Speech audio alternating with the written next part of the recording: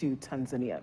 All right, to our next story, where Central Organization of Trade Unions Secretary General Francis Atwoli has clarified that the 12% wage increase announced by President William Ruto on the 1st of May 2026 is a general wage increase and not a revision of the minimum wage.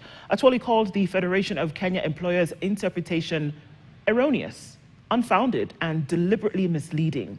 FKE Executive Director Jacqueline Mugo had earlier stated that the 12% increase applies only to statutory minimum wages, not to general wages for all employees, arguing that mandated salary increase for all workers are not legally enforceable, as wages above the minimum are determined by contracts and collective bargaining agreements.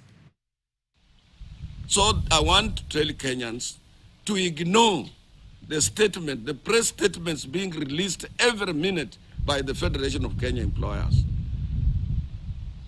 We must ignore those press releases. If Jacqueline has her own government, let her tell that government not to implement 12% general wage increase. An employer who will follow her advice, then that will be in jeopardy. Even we, at the Central Organization of Trade Unions, we are waiting for the gazettement of the government. Once it is gazetted, we will implement it. We are also employers. We have members of staff who serve at Kotu and who serve in our various branches and so on, and in our affiliates. We will implement it. It is not only employers who are going to be hit hard by this increase, and it is in any case, 12% is very much enforceable with the improved economy and with a lot of, the whole of last year, there was no any increase. Therefore, Jacqueline should not mislead Kenyans. FK should not mislead Kenyans. That was my statement today.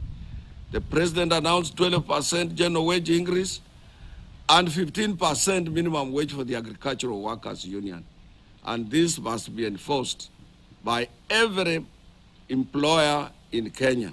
And I urge employers not to listen to the executive director because she's misleading them. If they continue listening to her, she will create a very big conflict between the Federation of Kenya Employers and workers, and also the Federation of Kenya Employers with the government, because we are supposed as social partners to work towards one direction, agree as members of industrial relations practice in the Republic of Kenya.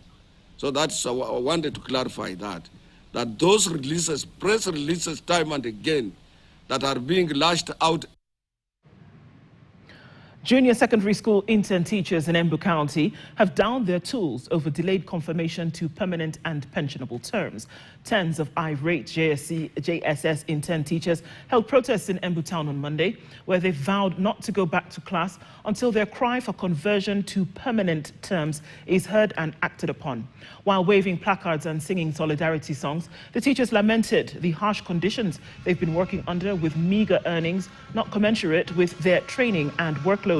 Kupet Embu branch pledged to stand with the teachers in agitating for their rights to safeguard their